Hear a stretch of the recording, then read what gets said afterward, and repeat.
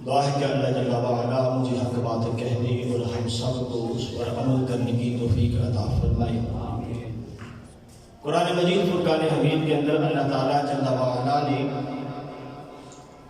انسان کی تخلیق کا ذکر کرنے سے پہلے، یعنی کہ آپ کو اور مجھ کو بنانے کا تذکرہ کرنے سے پہلے، تیری اور میری صورت کو بیان کرنے سے پہلے 4 قسمیں اٹھائی۔ وہ مالک قدوس ہے، وہ خالق حقیقی ہے، وہ احکم الحاکمین ہے، وہ بے پرواہ ذات ہے، اس کی قدرت کے اندر ہر چیز ہے، وہ مختار کل ہے۔ بس یوں ہی ارشاد فرما دے تو بات ختم، کسی قسم کی، کسی تاکید کی، کسی بھی اضافے کی ضرورت نہ تھی، مگر تجھے اور مجھے یقین دلانے کے لیے اور مزید اپنی بات کو پختہ سے پختہ ترین کرنے کے لیے رب کریم نے 4 قسمیں اٹھائی۔ مایا والتین والزیتون وطور سینین وہذا البلد الامین، مجھے تین کی قسم، مجھے زیتون کی قسم، مجھے طور سینین کی قسم، مجھے اس محمد تیرے شہر مکہ کی قسم، لقد خلقنا الانسان فی احسن تقویم، ہم نے انسان کو بہت ہی اعتدال والی صورت میں، ہم نے تمہیں بہت خوبصورت پیدا کیا ہے، یعنی کہ جہاں تمہاری آنکھ ہونی چاہیے، جہاں تمہارا کان ہونا چاہیے، جہاں تمہاری زبان ہونی چاہیے، جہاں تمہارے دانت ہونے چاہیے، جہاں تمہارا گلا ہونا چاہیے، بہت ہی اعتدال کی صورت میں بنایا ہے۔ اس سے بڑھ کر کوئی اعتدال ہو ہی نہیں سکتا، اس لیے رب کریم نے 4 قسمیں اٹھائی۔ 4 قسموں کے بعد ارشاد فرمایا لقد خلقنا الانسان فی احسن تقویم۔ سوال پیدا ہوتا ہے رب کریم اتنی اعتدال والی صورت بنائی، نہ اتنی اعتدال والی صورت انسانوں میں، حیوانوں میں کسی کی نظر آتی ہے جتنی اعتدال والی صورت رب نے انسان کے بنائی۔ اللہ کی مخلوق میں سب سے زیادہ اعتدال والی صورت انسان ہے، اس کے علاوہ کوئی ایسی نہیں ہے اللہ نے فرمائی جو اس سے زیادہ بہتر ہو، خوبصورت ہو۔ کیونکہ اللہ کو یہ صورت اتنی محبوب ہے کہ اپنا محبوب بھی کسی صورت میں بھیجا ہے۔ اب سوال یہ پیدا ہوتا ہے یا رب کریم سب سے زیادہ اعتدال والی یہ پورے صورت بنائی، مگر بنائی کیوں؟ ارشاد ہوا وما خلقت الجن والانس الا لیعبدون، ہم نے انسانوں اور جنوں کو صرف اور صرف اپنی عبادت کے لیے پیدا کیا۔ یہ صورت، یہ خوبصورتی کس لیے تھی؟ یہ نبی نیاز رب کریم کے سامنے جھک جائے، یہ جھکانے کے لیے تھی، خالق کو خالق ماننے کے لیے تھی، رازق کو رازق ماننے کے لیے تھی۔ اب جب اللہ تعالیٰ جل وعلا نے یہ سب سے زیادہ حسین صورت بھی بنائی اور مقصد بھی بنا دیا، یہ بار میں عرض کر چکا ہوں، ہر چیز اپنے مقصد کے لیے بنی ہے، جو بھی چیز اپنے مقصد کو پورا نہ کرے وہ پھینک دی جاتی ہے۔ یہ کپڑے میں نے پہنے ہیں، ان کپڑوں کا مقصد کیا ہے؟ جسم کی زیب و زینت، جسم کو گرمی سردی سے بچانا۔ جب تک یہ میرے کپڑے میرے اس مقصد کو پورا کرتے رہیں گے، میرے تن پر رہیں گے، یہ قابل استعمال رہیں گے، ان کو دھو کر میں پہنتا رہوں گا، جب بھی کوئی مٹی لگ جائے گی اس کو واشنگ مشین میں دھویا جائے گا، جب صاف ہو جائے گا پھر پہن لیا جائے گا۔ جب تک یہ کار آمد رہیں گے میں پہنتا رہوں گا، جب تک یہ اپنا مقصد پورا کرتے رہیں گے میں پہنتا رہوں گا، جب یہ اپنا مقصد چھوڑ دیں گے میں ان کو پھینک دوں گا۔ اسی طرح انسان جب تک اللہ کے احکامات کی پابندی کرتا رہے گا اللہ کا محبوب رہے گا، جب اللہ کی نافرمانی کرے گا رب تعالیٰ زلزلوں کی صورت میں تباہ فرما دے گا، رب تعالیٰ سیلاب کی صورت میں تباہ فرما دے گا، رب تعالیٰ بیماری کی صورت میں تباہ فرما دے گا، رب تعالیٰ کیڑوں مکوڑوں کی غذا بنا دے گا اور آخر میں جہنم کا ایندھن بنا دے گا۔ تو اب ہم اللہ تعالیٰ جل وعلا کی بارگاہ میں عرض کرتے ہیں رب العالمین اللہ تعالیٰ نے ہمیں دعا سکھائی. قرآن مجید فرقان حمید کے پہلے صفحہ کے اندر اللہ تعالیٰ نے سورۃ فاتحہ کو مزین فرما کر یہ دعا سکھا دی. ہم کہیں اہدنا الصراط المستقیم، رب العالمین ہمیں سیدھا راستہ دکھا. ارشاد ہوا صراط الذین انعمت علیہم، راستہ ان لوگوں کا جن پر تمہیں انعام کیا.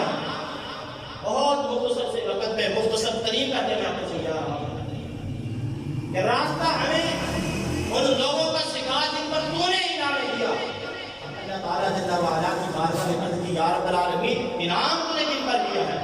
تو ارشاد ہوا اولئک الذین انعم اللہ علیہم من النبیین والصدیقین والشہداء والصالحین. انعام ہم نے ان لوگوں پر کیا ہے جو اللہ کے نبی ہیں، اللہ کے صدیق ہیں، شہداء ہیں اور صالحین ہیں. اللہ کے نبیوں کا راستہ اختیار کرو، صدیقوں کا راستہ اختیار کرو، شہداء کا راستہ اختیار کرو، صالحین کا راستہ اختیار کرو. آج صالحین کے اوپر میں گفتگو کرنا چاہتا ہوں کیونکہ یہ بڑی 11ویں شریف کا مہینہ ہے، ربیع الثانی کا مہینہ ہے. آپ ہم سنی لوگ ہیں، 11ویں شریف ہم سب میں سے اکثر میں کھائی بھی ہوگی اور منائی بھی ہوگی. اور صالحین کون ہے؟ یوں سمجھ لیجیے اس چوتھے فکرے کے پہلا فکرہ ہے من النبیین، سب سے بلند ترین مقام نبیوں کا، رسولوں کا، پیغمبروں کا ہے. اس کے بعد صدیقوں کا ہے، اس کے بعد شہداء کا ہے، اس کے بعد صالحین کا ہے. صالحین میں کون مراد ہے؟ داتا علی حجویری مراد ہے، خواجہ اجمیری مراد ہے، بابا فرید مراد ہے، حضور سلطان باہو مراد ہے، حضور پیر سیاد مراد ہے، حضور غوث اعظم مراد ہے. یہ بڑی بڑی شخصیات ان پر اللہ نے اپنا رحم کرم فرمایا ہے، نعمتیں ان پر نثار کی ہیں. یہ مراد ہے. مگر افسوس اس بات کا ہے کہ اللہ تعالیٰ جل وعلا نے جب ہمیں دعا سکھائی نا اہدنا الصراط المستقیم، اور آگے ہم نے دعا مانگی صراط الذین انعمت علیہم، ان مقربین اولیاء، ان اللہ کے محبوب بندے جن پر اللہ نے انعام کیا ہے، ان کے راستے پر چلا. مقصد تو یہ تھا اولیاء اللہ کے راستے پر چلا جائے. مگر آپ اپنے گریبان میں جھانکیں، غور کریں، ہم اولیاء کے راستے پر چلتے نہیں، صرف گاتے ہیں، صرف باتیں کرتے ہیں. آپ میں سے کون ہے جو اولیاء اللہ کے راستے پر چل رہا ہے؟ جواب نہیں ملے گا. کون داتا حجویری کے نقش قدم پر چل رہا ہے؟ کون خواجہ اجمیری کے نقش قدم پر چل رہا ہے؟ یہ کچھ دن پہلے ہم نے 11ویں منائی، 11ویں والے کے نام پر ہم 11ویں کھاتے ہیں. وہ سیاستوں کے ذریعے پر کون عمل کر رہا ہے؟ جواب نہیں ملے گا. ہم صرف اولیاء اللہ کا نام استعمال کرتے ہیں، خلیفہ نہیں بنتے. جبکہ حکم تو یہ تھا صراط الذین انعمت علیہم، ان کے راستے پر چلا جن پر تمہیں انعام کیا ہے. اب غور کرنے کی بات ہے، اگر ان کا راستہ اختیار کرنا ہے تو عملاً اختیار کرنا ہے. ان کے ساتھ محبت کا کام ہے تو عملاً اپنے عمل کو بدلنا ہوگا، ان کے طرز عمل پر اپنی زندگی بسر کرنی ہوگی. غوث اعظم سرکار رضی اللہ تعالیٰ کی شخصیت پر غور فرمائیے. آپ وہ شخصیت ہیں جن کے ہم 11ویں کھاتے ہیں، نہ کھاتے ہیں، جن کے نام پر ہم کھاتے ہیں، لوگوں کو بتاتے ہیں، جن کے گن گاتے ہیں.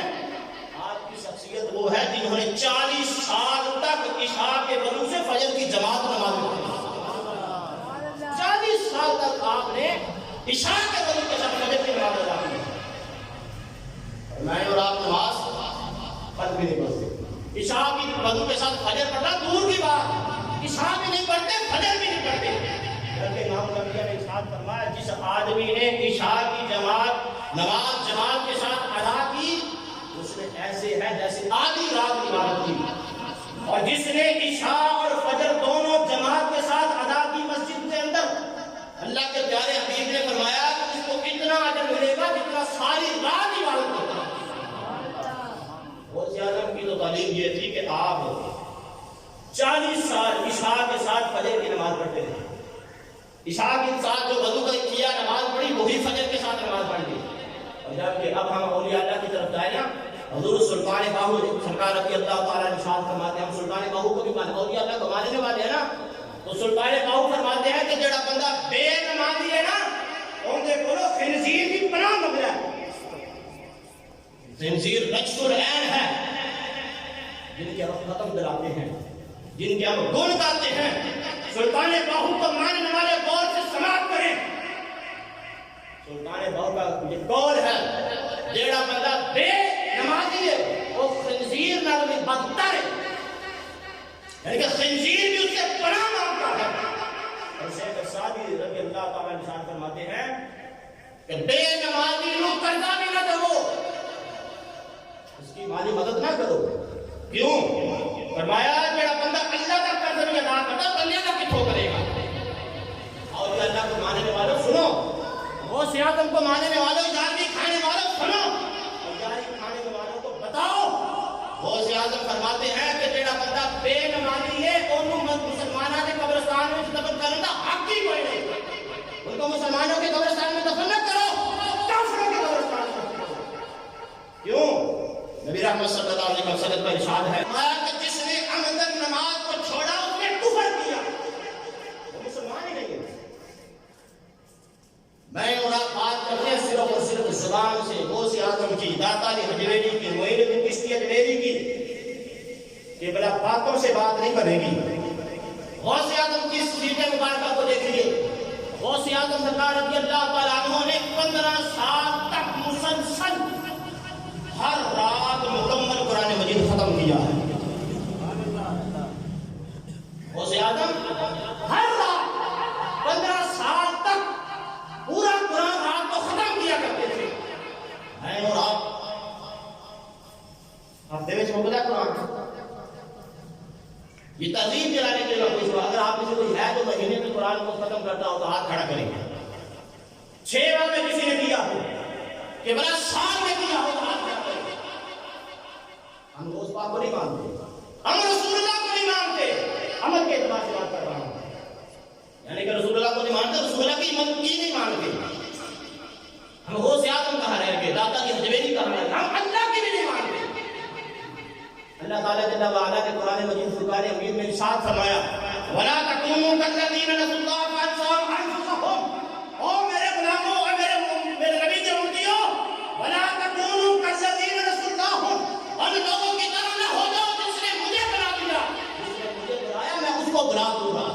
یہ رب کا فرمان ہے سورۃ حشر کے اندر، وَلَا تَكُونُوا كَالَّذِينَ نَسُوا اللَّهَ فَأَنسَاهُمْ أَنفُسَهُمْ أُولَٰئِكَ هُمُ الْفَاسِقُونَ، وہ فاسق نہیں، ہم نے قرآن کو بلا دیا۔ رب کا یہ دعویٰ ہے، رب ارشاد فرماتا ہے قرآن مجید فرقان حمید کے اندر وَمَنْ أَعْرَضَ عَنْ ذِكْرِي فَإِنَّ لَهُ مَعِيشَةً ضَنكًا وَنَحْشُرُهُ يَوْمَ الْقِيَامَةِ۔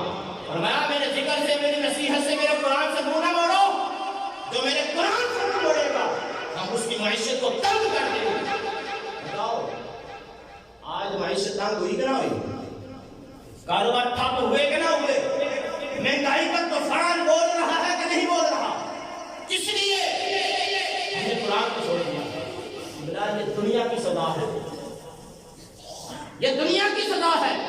آخرت میں وَنَحْشُرُ يَوْمَ الْقِيَامَةِ أَعْمَىٰ، قیامت والے دن انیا کر کے رب اٹھائے گا جس نے رب کے ذکر کو بلا دیا، جس نے رب کے قرآن کو پشت میں ڈال دیا۔ ہم جاری کھانے والے ہیں، ہمیں غور کرنا چاہیے۔ ہم صرف اور صرف اولیاء اللہ کے ان عرصوں کے اوپر، ان کی محافل کے اندر، ان کی کانفرنسز کے اندر کرامات کا ذکر کرتے ہیں۔ سنیے کرامات کی حیثیت کیا ہے۔ علماء فرماتے ہیں، اولیاء اللہ فرماتے ہیں کرامات کی حیثیت یہ ہے جس طرح تیز رفتار گاڑی چل رہی ہو تو اس تیز رفتار گاڑی کے چلنے کی وجہ سے سڑک سے مٹی گڈھا سانپر اور کنکر اڑتے ہیں، اسی طرح اللہ کا ولی جب اللہ کے قرب کی طرف تیز رفتار میں سفر کرتا ہے اس دوران جو گرد و غبار ہوتی ہے اس کو کرامت کہتے ہیں۔ یہ کرامت تو مٹی ہے، گڈھا ہے، یہ تو شاپر ہے۔ الاستقامت فوق الکرامہ، حکم تو یہ تھا استقامت کو اپناؤ، یہ کرامت سے بلند ہے۔ اللہ تعالیٰ جل وعلا کے پیارے اولیاء اللہ فرماتے ہیں کہ رب کریم فرماتا ہے اے میرے بندوں مجھے کرامت کی ضرورت کرامت کیا ہے؟ شریعت پر پابند رہنا. جنید بغدادی رضی اللہ تعالیٰ عنہ یا کوئی اور اللہ کے محبوب بندے تھے، ان کے پاس ایک بندہ آیا دور سے سفر کر کے، آ کر عرض کرنے لگا، مرید کرے، صحبت اختیار کی کہ آپ کا بڑا شعرا سنا ہے، آپ کا بڑا تعریف سنی ہے، آپ بڑے بڑے اللہ کے ولی ہیں. کچھ عرصہ باز رہا، پھر اجازت مانگے جانے لگا، اور چہرے کے تاثرات کچھ ایسے تھے جیسے اس کو ناراضگی کے ساتھ جا رہا ہے. اس اللہ کے ولی نے پوچھا، اے میرے دوست کیا وجہ ہے؟ مجھ سے راضی جا رہا ہے کہ پریشان ہو کر جا رہا ہے؟ تو جواب میں وہ کہنے لگا، حضرت میں تو بڑی دور سے سفر کر کے آیا تھا، اس لیے آیا تھا، سنا تھا آپ اللہ کے ولی ہیں، آپ اللہ کے مقرب بندے ہیں، میں نے بڑا چرچا آپ کا سنا تھا، مگر مجھے تو آپ کے اندر کوئی ولایت والی چیز نظر نہیں آئی. پوچھا کیا مطلب؟ کہا اتنا عرصہ میں آپ کے پاس رہا ہوں، کوئی کرامت شرامت نہیں دیکھی، آپ کے اندر کوئی ایسا کرتب نہیں دیکھا جو ولایت پر دلیل ہو. اس اللہ کے ولی نے کہا کہ مجھے خیر، مجھے یہ بتا، جتنا عرصہ تجھے یہاں رہا ہے کیا کوئی بھی شریعت کے خلاف کام تم نے میرے اندر دیکھا ہے؟ جواب ملا نہیں. تو فرمایا یہی سب سے بڑی کرامت ہے، یہی سب سے بڑی کرامت ہے، شریعت پر پابند رہنا، طریقت پر پابند رہنا، اللہ کے دیے ہوئے نظام کے پر پابند رہنا. آج ہم نے شریعت کو توڑ دیا، شریعت کو چھوڑ دیا. آج مسئلہ یہ ہے، آپ میں سے بڑوں کے پیر بھی ہوں گے، آپ کے رشتہ داروں کے بھی پیر ہوں گے، بڑا ہوں گے. کیوں مرید ہو؟ وہ جو میرا بچہ بیمار ہو گیا، اسی گیا کہ پھوک ماری حرام آ گیا، اور جی فلاں کام کا سیاسی بابا جی کو جا کے کہا دعا کرو پھوک ماری حرام آ گیا، اجی تو پھیک ہویا نا، کاروبار لینا میرا ہو گئی میں نے. اس کو استدراج بولتے ہیں، یہ جادو ہوتا ہے، یہ تاثیر ہوتی ہے زبان کی، کلام کی.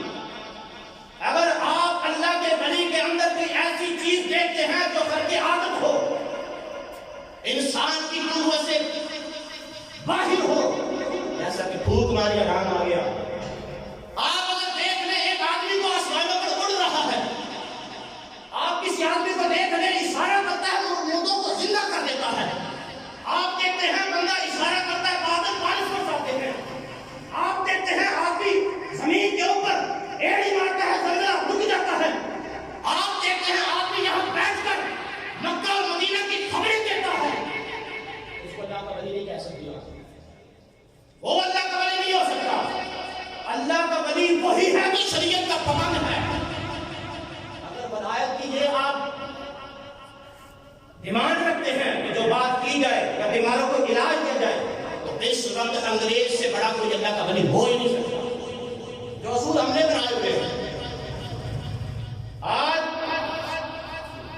ہم مریض کن کے لوگوں کے ہیں؟ جن کی نہ داڑھی ہے نہ مال ہے. اگر آپ ایسے شخص کے مریض ہیں، ایسے آدمی کو ماننے والے ہیں جو خیال میں بھی کراتا ہے، غوث اعظم کے چرچے بھی کرتا ہے، نماز نہیں پڑھتا، کہ بلا کہاں تو جا رہے ہیں؟ وہ کوئی پیر نہیں، اس کو استدراج بولتے ہیں. یہ جادو ہوتا ہے، یہ ٹونے ہوتے ہیں، یہ چلے ہوتے ہیں، انسان کی عقل کو بند کر لیتے ہیں. یہ استدراج ہوتا ہے. ان سے اپنی جان چھڑاؤ. صرف اولیاء اللہ وہ ہے جو شریعت کے پابند ہیں. غوث اعظم سرکار رضی اللہ تعالیٰ عنہ، آج جن کے ہم مرید ہوتے ہیں نا، وہ کہتے ہیں مولویاں کو نہ جائے، بڑی خوش گلا کرتے ہیں. جبکہ غوث اعظم فرماتے ہیں درست العلم حتی صرت کتبانا، میں علم حاصل کرتا رہا یہاں سے کتبیت کے مقام پر پہنچ گیا. غوث اعظم نے دین سیکھ لیا، کتب پڑھ کے ساتھ. تو میں اور آپ کلندر بن بیٹھے ہیں دین سے دور جا کر. غوث اعظم کی سیرت کو اپنائیے، آپ کی تعلیمات کو حاصل کیجیے. غوث اعظم رضی اللہ تعالیٰ عنہ اتنے بڑے عالم تھے کہ آپ کے مدرسے کے اندر، آج کل مدرسے والے بندے مرید نہیں ہوتے، کیوں؟ مولوی خوش کی گلا کرتے ہیں، کہ داڑیاں گلا کرتے ہیں، کہ دل کھانے کو نہیں مانتے ہیں، کہ جنت ٹکٹ کو نہیں مانتے ہیں. غوث اعظم اتنے بڑے جامعہ کے محتمے میں تھے. ابھی پڑھو آپ کو پتا چلے، آپ کے مدرسے سے ہر سال 3000 علماء فارغ التحصیل ہوا کرتے ہیں. 3000 سال، 3000 آدمی جو قرآن حدیث سنا کرتے تھے. غوث اعظم کی شخصیت وہ ہے جنہوں نے 90 سال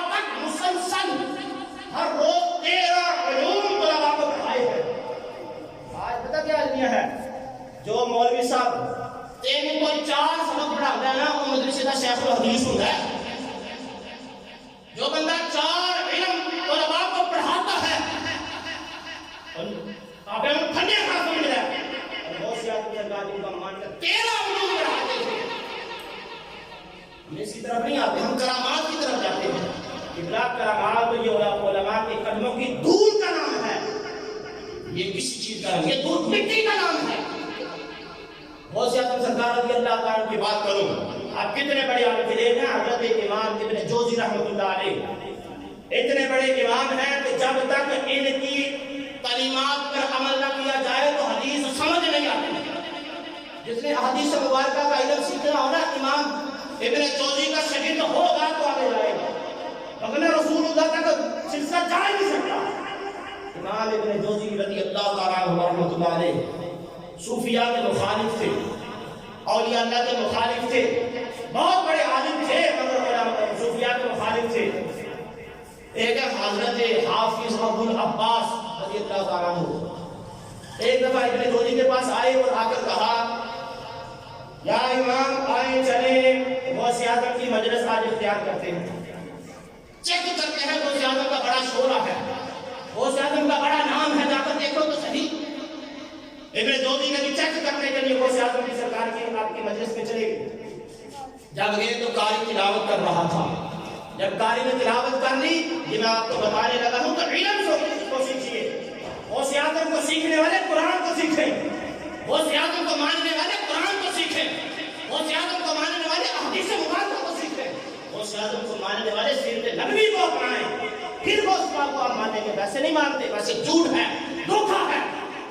ابن جوزی امام ابن جوزی غوث اعظم کی مجلس میں بیٹھے، قاری تلاوت کر رہا تھا. قاری نے جب تلاوت کی تو غوث اعظم نے اس آیت مبارکہ جو تلاوت کی اس کی تفسیر بیان کی. جب تفسیر بیان کی نا حافظ ابو العباس نے ابن جوزی کو اشارہ کیا، پتہ ہی اجل تفسیر بیان کی تھی ہے. ابن جوزی نے کہا مجھے علم ہے. غوث اعظم سرکار نے پھر اس آیات مبارکہ کی دوسری تفسیر بیان کی. حافظ ابو العباس نے پھر اشارہ کیا، پتہ ہی. ابن جوزی نے کہا مجھے پتہ ہے. تیسری بیان کی پوچھا، پتہ ہے؟ ہاں پتہ ہے. چوتھی بیان کی، پانچویں بیان کی، حتیٰ کہ 11 تفسیریں غوث اعظم نے بیان کی. حافظ ابو العباس پوچھتا رہا، پتہ ہی؟ ابن جوزی کہتا ہاں پتہ ہے مجھے. 11 تک ابن جوزی کہتا ہے پتہ ہے. جب 12ویں تفسیر حضرت امام غوث اعظم نے بیان کی تو ابن جوزی کہتا نہیں پتہ. 13ویں بیان کی کہا نہیں پتہ. 14ویں بیان کی کہا نہیں پتہ. 15ویں بیان کی کہیں نہیں پتہ. چلتے چلتے 40 تفسیریں غوث اعظم نے بیان کی.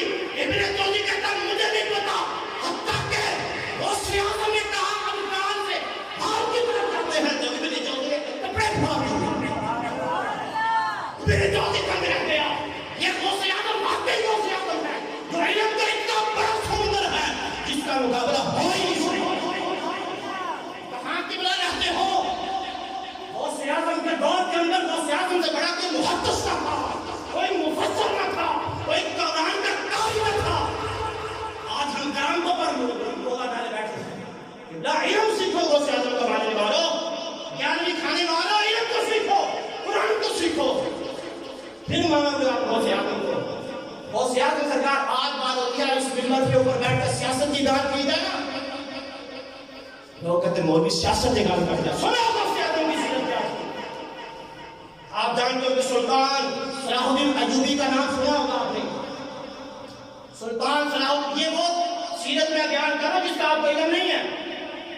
یقین ہے مجھے آپ کو علم نہیں ہے، پھر آپ نے کتنا پڑھتے نہیں ہیں. میں اور آپ ہمیشہ کرامات پر رہے. مجھے بھی پہلی دفعہ پتا چلا جب میں نے کتابیں کھولی. سلطان صلاح الدین ایوبی وہ ہے جنہوں نے بیت المقدس کو آزاد کرایا تھا. اس کی فوج کون تھی؟ بڑی تفصیل کے اندر آپ کو پتا چلے گا.